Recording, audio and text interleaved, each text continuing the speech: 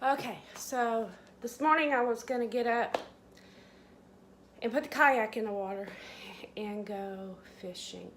But I woke up and ulcerative colitis was really playing a toll on me. I don't feel good. I'm shaky, I'm nauseated, trips to the bathroom. Um, it's really been a battle for me.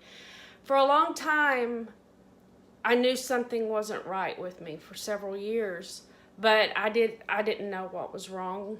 I really didn't, because I have other medical things that are going on. But one of the things that it really boiled down to was really bad backaches, feeling drained.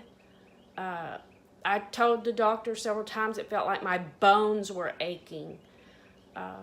And then in the mornings, I've always all my life been, I get up, I go poo-poo, and I'm done. And if I don't go get up and get to go poo-poo that one time, then I don't poo until the next morning. Well, all that had changed for me. Because I get up at 4 o'clock in the morning, usually 3:30, 4 o'clock in the morning to hit the water. And that's to get up, wake up, take all my meds. I usually have most of the stuff loaded in the truck so I can just go out, finish loading up, and go kayak fishing, get in the water right before the sun comes up. Well, it was getting harder and harder because my stomach, the gurgling, the going and poo, and I think, okay, I'm done. I'd go load some stuff, then my stomach would start up again. I was on the pot. It was like I never could finish. Go and poo. This disease is terrible. It is a poo disease. And it zaps your energy so bad. And anyway, I thought I would start this YouTube channel about ulcerative colitis and what it has done to my life and the big change that it has made to my life. And I'd like to put it all in one video, but there's just no way. So much has happened since July. The 1st of July is when I really went into a bad flare. And that's 2018. And it is February of 2019. And I'm still in a flare. I'm not in remission yet. I'm on prednisone. They started me out at 60 milligrams. And I'm down to 10 milligrams now. And they put me on sulfasalazine, I think is what it was called. Oh my gosh, I was so sick. I am allergic to that, sulfa medications. I cannot do that. So now I'm on mesalamine or whatever it's called. And I take 1.2 grams, 3 of them a day. And I take all 3, just boom. And it's expensive. I don't have insurance. So, and they're trying to get me on a biological right now. They're working with Johnson & Johnson, trying to get an okay so I can get the medication, get the shots, and maybe get this under control so I can get my life back. Because this disease, it completely steals your life. I don't eat a lot.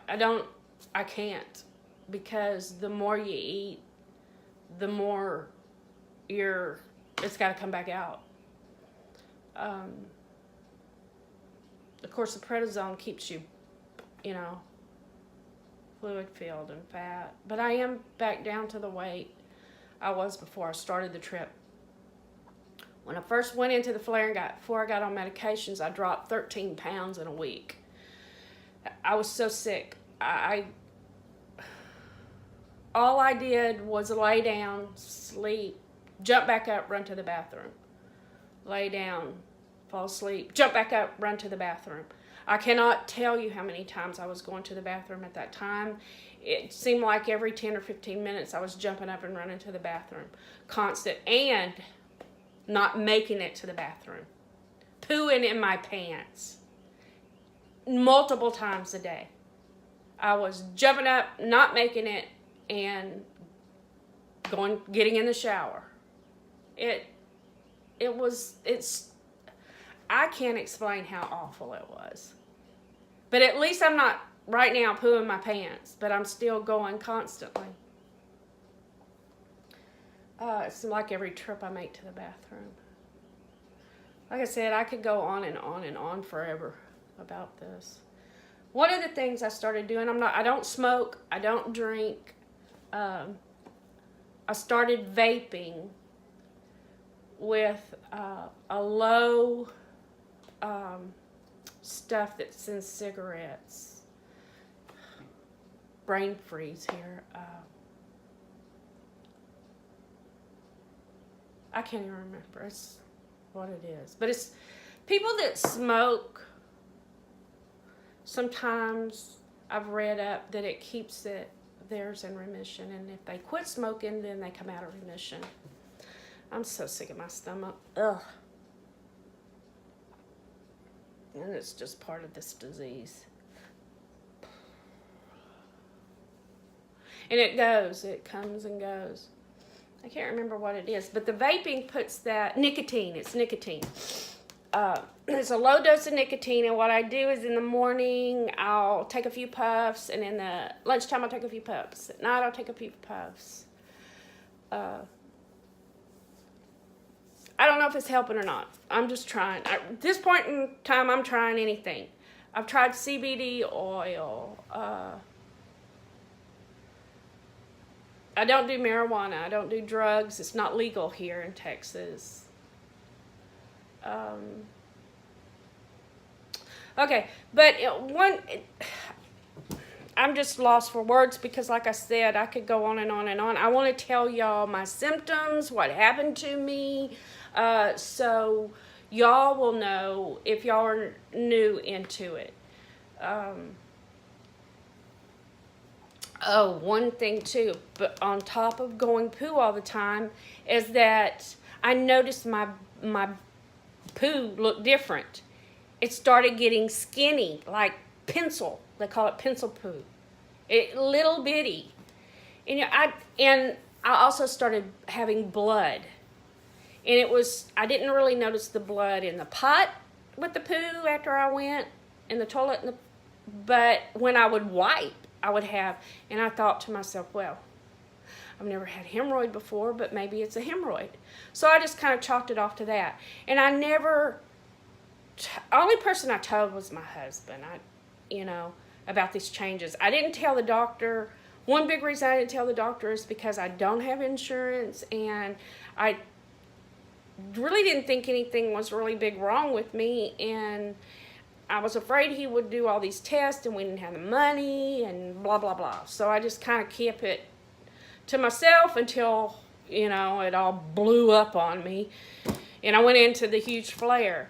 But the changing of my poo, was the size of it was one big thing. And the blood wasn't a hemorrhoid. Kind of find out. And then July, when I went into the big flare, I kept feeling like I had to go poo constantly. That feeling never went. I was constantly feeling the poo. And I'd go and I would mucus and blood would come out. And I took pictures of it. I was on a fishing trip, a 2-week fishing trip when this hit, to sponsor Hobie Kayaks and Fathom Works Custom Rods, KO Sailing. And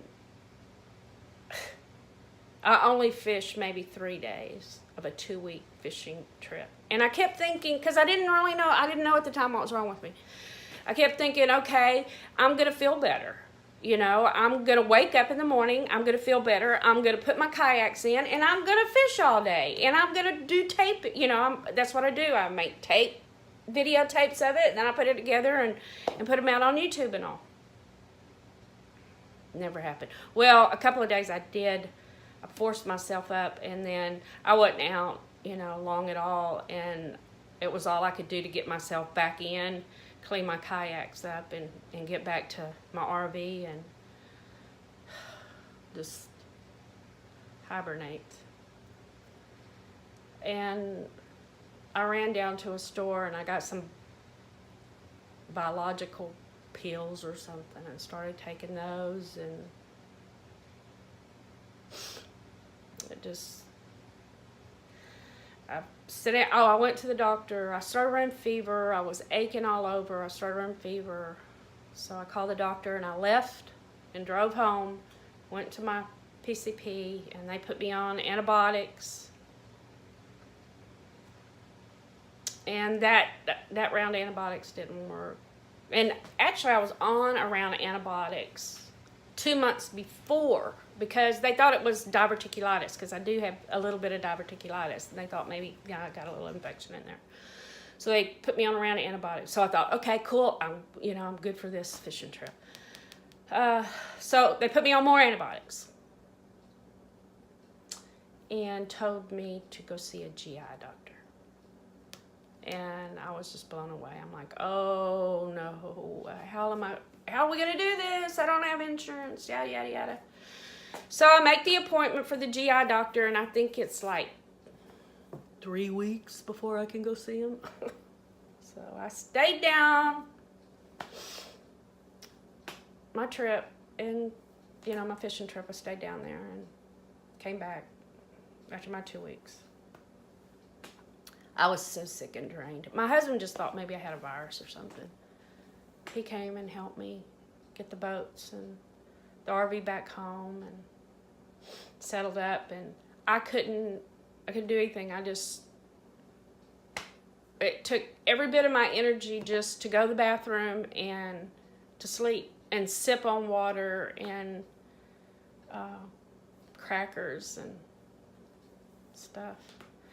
And but anyway, my alarm went off and stopped the videotape. Alarm went off because, I don't know, it's not time for my med yet. My alarm is set throughout the day for medications, and then even a backup alarm, just in case I'm like out and I can't take that medication at that time. I've got it set for another time to make sure that, I take it. Where was it? Oh, okay. It was all I could do to just breathe and function. Usually I come in from a trip, and then I, unload the RV and put all the stuff away and all this kind of stuff. Well, I was going out to the RV once a day and grabbing a handful of stuff, bringing it in, and piling it in the front living room. Because we stay here in the kitchen den area most of the time anyway. The front living room area is hardly ever used. So I put a lot of my fishing stuff in there. But I wouldn't put it away. I was just piling it there. And then that was like every day I'd just make one trip, because even the stuff in the refrigerator, all the food out there, I would just go get a couple of bags, bring it in. That's all I could do. And just about 3 weeks ago, I went into the living room, because you couldn't really even get into it, and started going through the stuff and putting it away.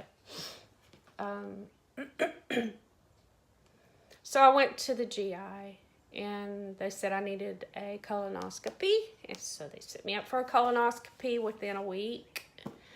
I had to do the prep, and the prep wasn't bad. I had a colonoscopy before, my first one. The prep was terrible. But the way this guy does it, you just go on a bland diet the day before, and then my colonoscopy, I think, was somewhere around noon or something. I had to get up like at 4 or 5 in the morning, and I had a couple of things I had to drink, and I had only a liter. It made like 2 liters, but I only had to drink a liter of it. Since I guess I wasn't really eating for a long time before, I didn't have a whole lot of stuff to clean out of my insides. So my clean out went okay. It wasn't any fun, but heck, I was running to the bathroom anyway. So I go in and I have the colonoscopy. They put you to sleep, so. And I woke up, and it was like, get you dressed and get you out of there. So she set me up, and when I sat up, stuff just gushed out on me onto a pad, onto the bed, and it was just blood and stuff. I was just blown away, but they get you dressed and get you out of there. So I went home, And I was worse. Just terrible.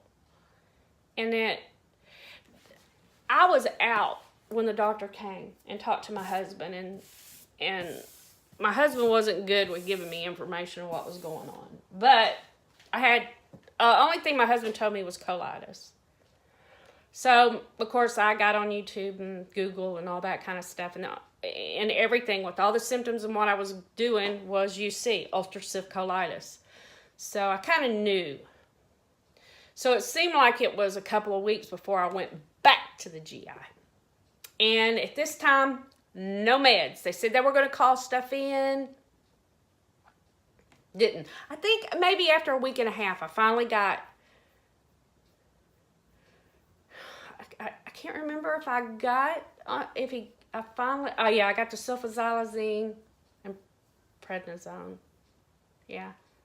And I started taking it. I was, prednisone is a whole other thing. You're going through all this sickness and it mentally screws you up. Then you get on prednisone, oh boy, you're really mentally screwed up then. I was ready to rip somebody's head off and shove it up their butt. It was terrible.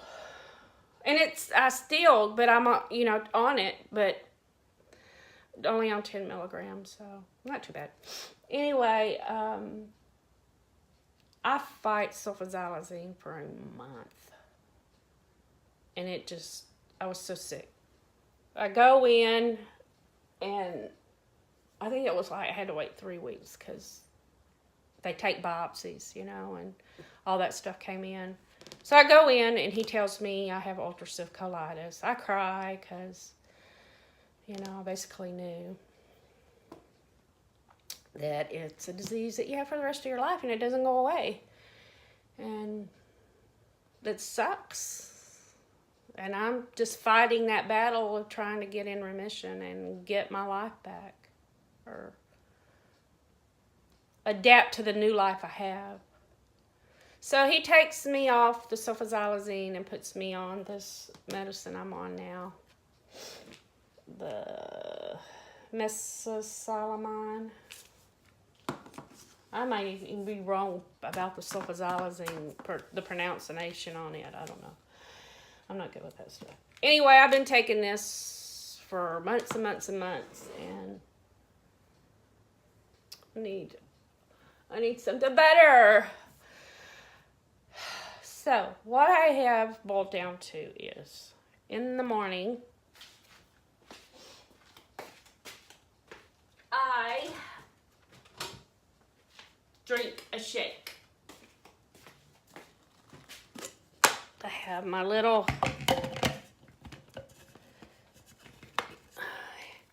Hamilton Beach or something like that blender. And I put in it, and a lot of people can't handle milk, cheese, things like that. I seem to do okay with it. I mean, when I was in the worst bit of the flare, no, I could not handle nothing. I would eat white rice and mashed potatoes. You don't want nothing. You want everything that's binding. I was always a 100% wheat bread type person, all that kind of stuff. None no more. I make my own bread, and I'll do a video on it. And it's sourdough bread. I have my own starter for my sourdough bread, and I need to feed it this morning. I've also started, this is my own fermentation of sauerkraut, and it's almost ready to eat. I started fermenting foods because it's natural biologicals for your gut. My cat wants in. Okay, back to the shake.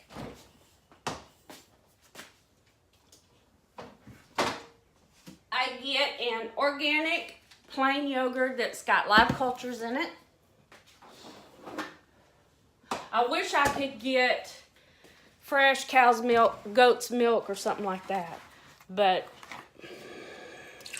I haven't been able to find it yet. And then also These are the things I put in it.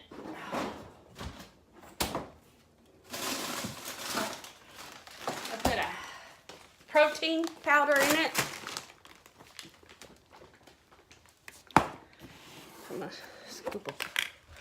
I'm gonna face y'all down here so you can see what I'm doing. This is kind of a cheater protein powder. This is vanilla Slim Fast. That's what I'm using right now, which is not good for you. But I'm researching protein powders. Okay, I put in a half a frozen banana.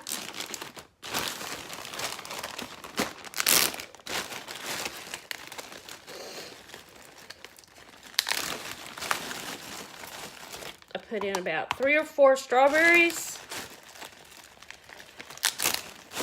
I put in about 1/4 of kiwi.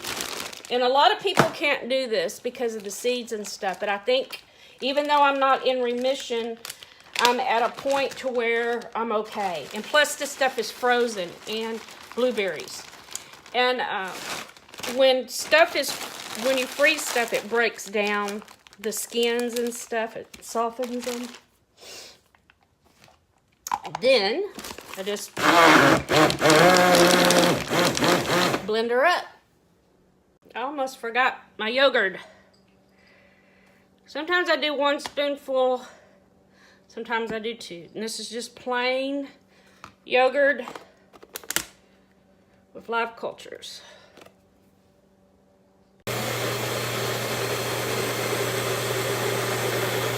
Turns out pretty purple from the blueberries.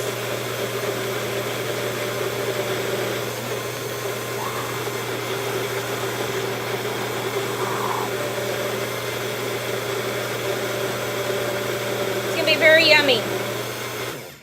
Okay, and that's it. I have this in the morning,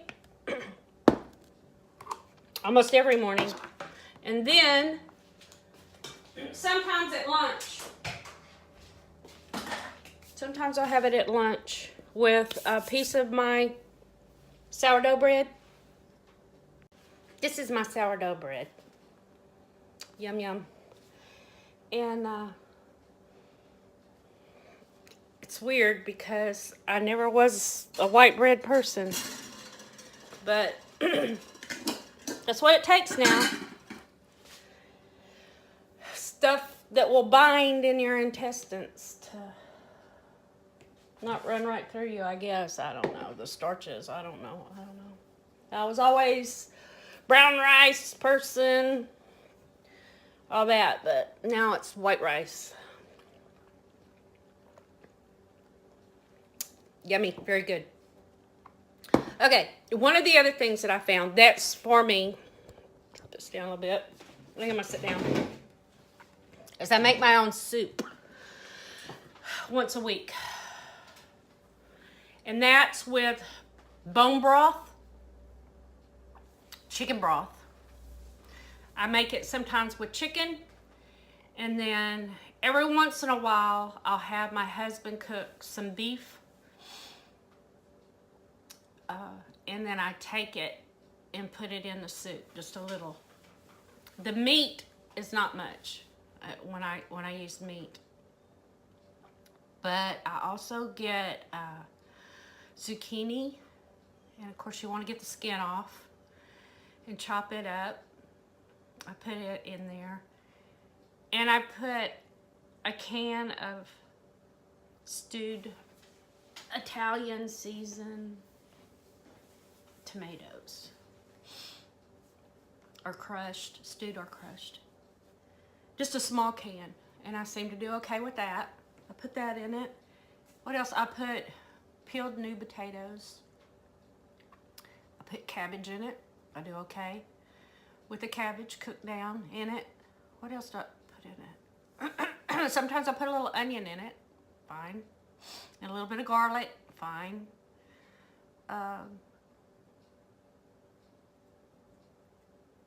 Carrots. Peeled carrots.